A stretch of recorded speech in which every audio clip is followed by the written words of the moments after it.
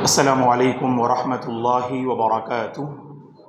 الحمد للہ رب العالمین والعاقبۃ للمتقین والصلاة والسلام علی رسولہ الامین وعلی آلہ وصحبہ اجمعین ومن تبعہ بإحسان الی یوم الدین، اما بعد فاعوذ باللہ من الشیطان الرجیم۔ صبغۃ اللہ ومن احسن من اللہ صبغہ ونحن لہ عابدون۔ قابل احترام حضرات و خواتین، نماز تراویح اور وتر سے فارغ ہونے کے بعد تھوڑی دیر دین کی کچھ باتیں سننے کے لیے ہم سب یہاں جمع ہوئے ہیں۔ اللہ سے ہماری دعا ہے کہ پروردگار ہماری اس بیٹھک کو میرے اور آپ کے لیے ذخیرہ آخرت بنا دے۔ جیسے اس نے ہم سب کو اس مبارک مجلس میں جمع کیا، جنت الفردوس میں بھی اللہ ہم سب کو جمع فرمائے۔ سورۃ البقرہ کی روشنی میں انشاءاللہ آج کے اس درس میں 4 باتیں آپ حضرات و خواتین کی خدمت میں جاتے جاتے 4 باتوں کا تحفہ لیتے ہوئے جائیے۔ سب سے پہلی بات یہ ہے، اللہ تعالیٰ نے سورہ بقرہ میں نبی ابراہیم علیہ السلام کے متعلق کچھ اہم باتیں ذکر کی ہیں۔ ان میں سے ایک بات یہ، ابراہیم علیہ السلام ابو الانبیاء ہیں۔ ابراہیم علیہ السلام دین حنیف پر قائم ایک مثالی پیغمبر ہیں، اور اللہ نے آپ کو قرآن مجید میں کہا بظاہر آپ تنے تنہا تھے، لیکن آپ کا کردار ایسا، آپ کا رول ایسا، آپ کی قربانیاں ایسی، اللہ نے آپ کو ایک فرد ہونے کے باوجود آپ کو ایک امت سے تعبیر کیا۔ آپ لوگوں کے لیے پیشوا تھے، لوگوں کے لیے امام تھے، تنہا ہونے کے باوجود آپ کی حیثیت ایک امت، ایک جماعت کی سی تھی۔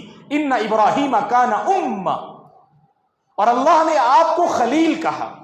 جیسے اللہ کے نبی خلیل اللہ ہیں، ویسے ہی ابراہیم علیہ السلام خلیل اللہ ہیں۔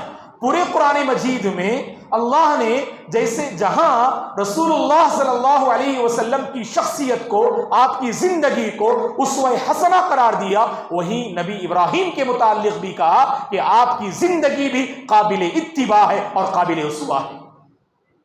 سوچیں اتنا عظیم مقام نبی ابراہیم علیہ السلام کو کیوں کر نصیب ہوا؟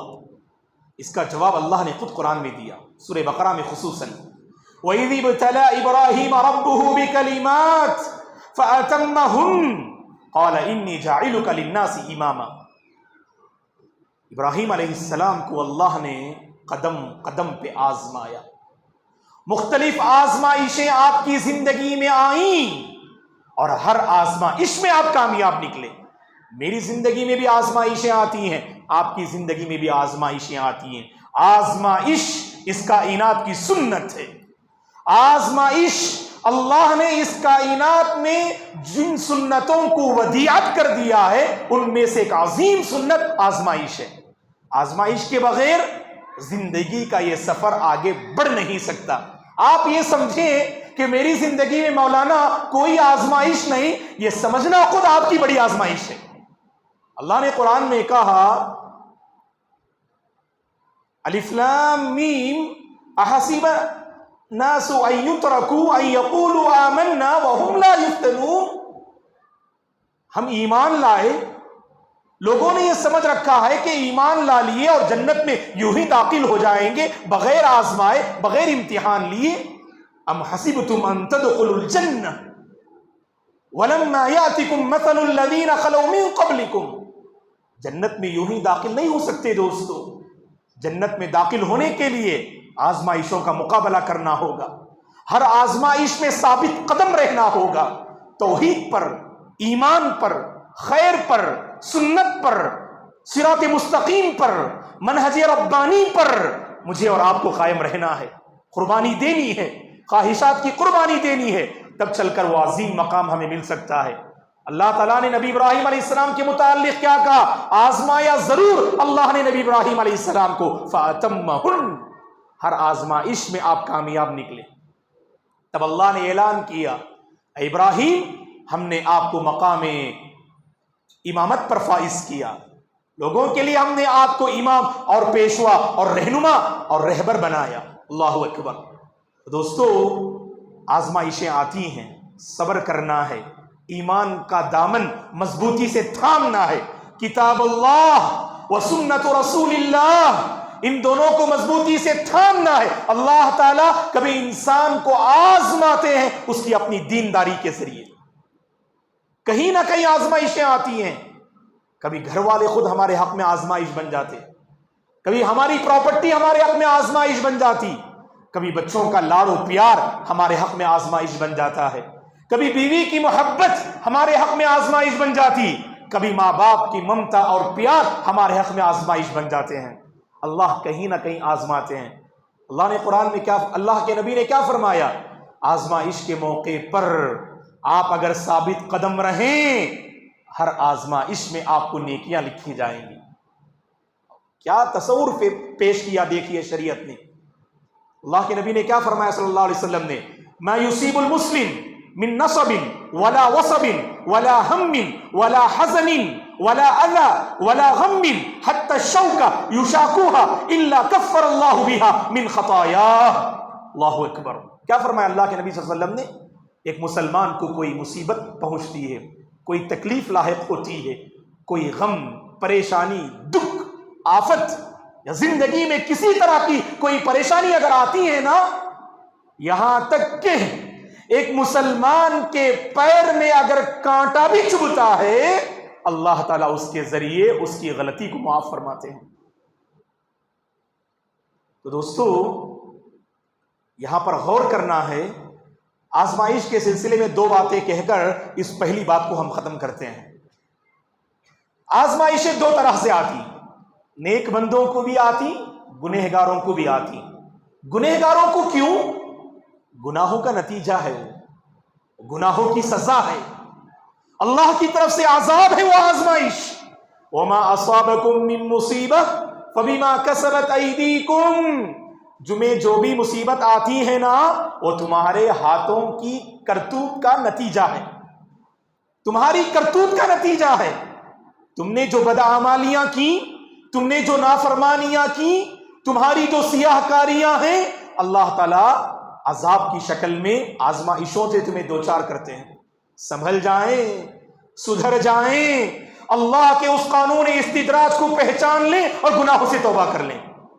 اور دوسری آزمائش، اللہ کے نیک بندے، مولانا میں 5 وقتہ نماز کی پابندی کرتا ہوں، صف اول کا اہتمام کرتا ہوں، تکبیر تحریمہ کی پابندی کرتا ہوں، میری زندگی میں آزمائشیں کیوں؟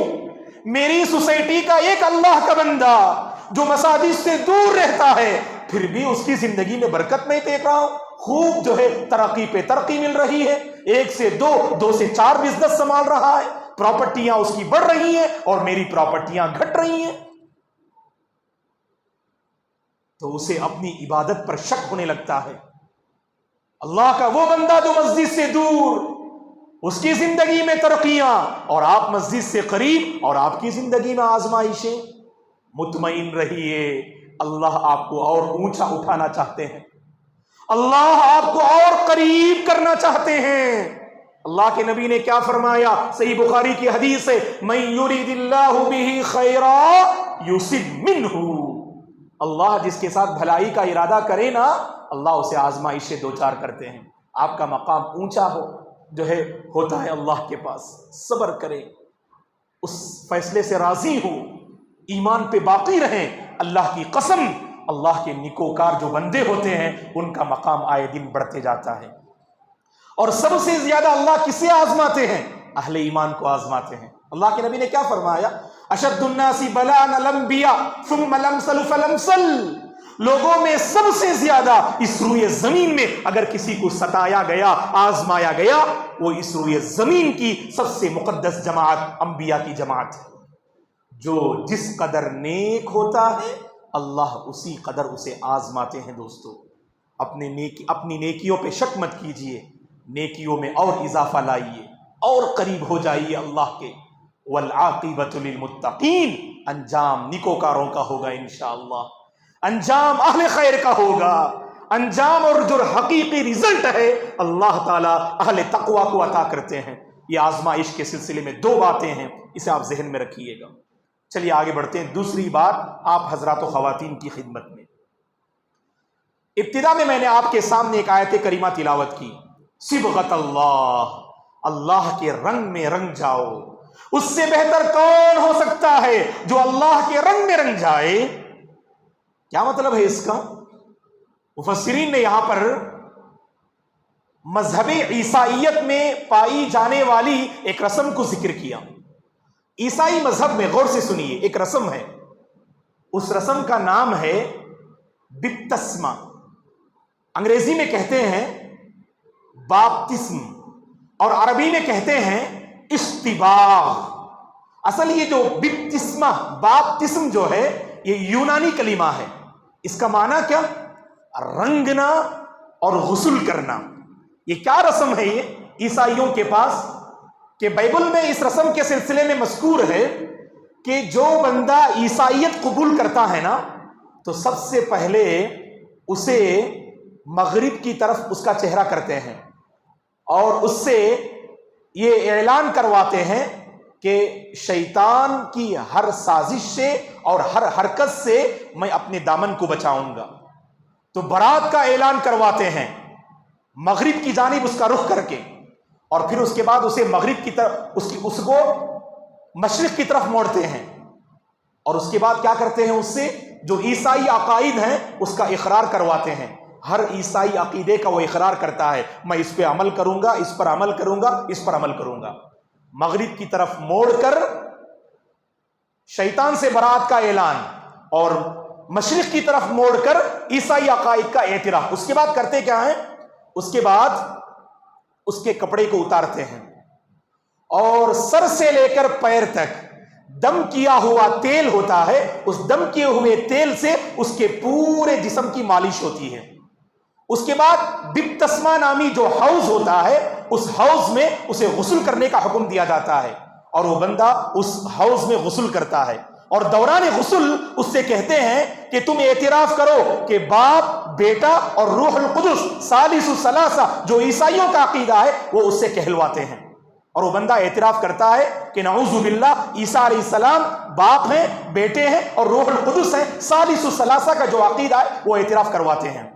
اس کے بعد اس کو وہاں سے نکالتے ہیں اور اس کے بعد پھر دم کیا ہوا جو تیل ہوتا ہے اس سے اس کی پیشانی اور اس کا جو سینہ ہے اس تیل سے اسے ملتے ہیں اور اس کے بعد اسے سفید کپڑا پہناتے ہیں. یہ اس بات کی علامت ہوتی ہے وہ بندہ گناہوں سے پاک ہو گیا اور ایک نئی زندگی کی شروعات کر رہا ہے. اللہ نے کہا یہ جو رسم ہے یہ دل کے بہلانے کے لیے ہے. حقیقی معنی میں جانتے ہیں کیا ہے؟ اللہ کے رنگ میں رنگ جاؤ. اللہ کے رنگ میں رنگنے سے مراد اللہ کا جو دین ہے اس دین کی ایک ایک تعلیم کو اپنی زندگی سے جوڑ لو. اللہ کے بندو اسی میں کامیابی ہے.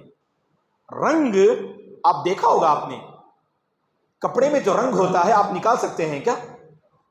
آپ کے جسم پہ جو کپڑا ہے اس میں جو رنگ ہے نکال سکتے ہیں میرے بھائی مجاہد صاحب؟ آپ نہیں نکال سکتے. آپ اور رنگ بالکل کپڑے سے بالکل چمٹا ہوا ہوتا ہے، الگ نہیں کر سکتے.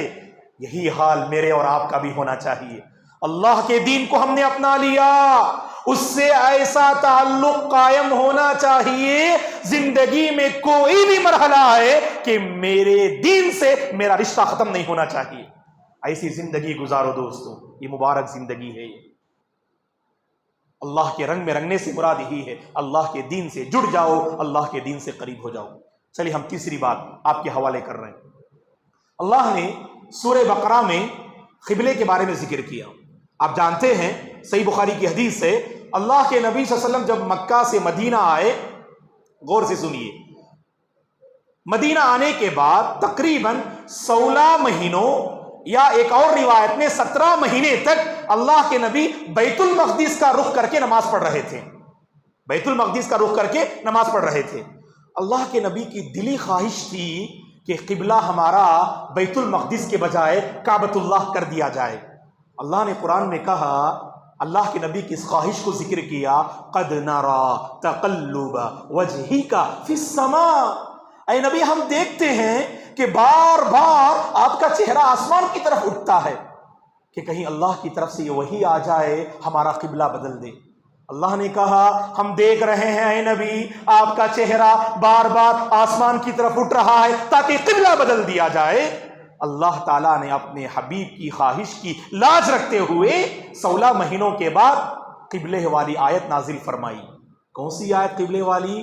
سیقول پڑھیے، دوسرے پارے کے فرسٹ پیج میں ہے، فَوَلِّ وَجْهَكَ شَطْرَ الْمَسْجِدِ الْحَرَامِ، اے نبی آپ اپنا چہرہ کعبۃ اللہ کی طرف کر دیجئے۔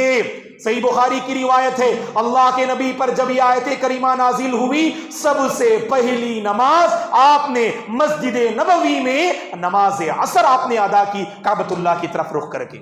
اس دن کے ظہر تک آپ بیت المقدس کی طرف رخ کر کے نماز پڑھتے تھے۔ یہ آیت کریمہ نازل ہونے کے بعد کہاں آپ نے ادا کیا؟ سب سے پہلی نماز کون سی؟ عصر کی نماز۔ اور جو قبا والے تھے، قبا جانتے نا آپ، مسجد قبا ہے، دعا کیجیے اللہ تعالیٰ مسجد قبا کی زیارت نصیب فرمائے ہمیں۔ مسجد قبا میں 2 رکعت نماز پڑھنا ایک عمرے کے برابر ثواب ملتا ہے الحمدللہ۔ اور اللہ کے نبی صلی اللہ علیہ وسلم ہر ہفتہ کبھی چل کر اور کبھی سواری پر مسجد قبا جاتے تھے۔ یہی وہ مسجد جو مدینہ داخل ہونے سے پہلے آپ نے اس مسجد کی بنیاد رکھی۔ اللہ نے قرآن میں کہا یہ مسجد ہے جس کی بنیاد تقوی پر رکھی گئی۔ اللہ اکبر۔